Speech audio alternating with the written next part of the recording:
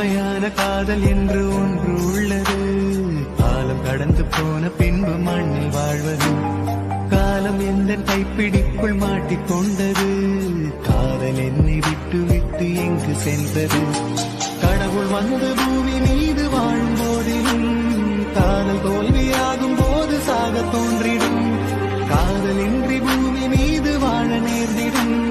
கொஞ்ச நேரம் கூட நரகம் போல மாறிடும்.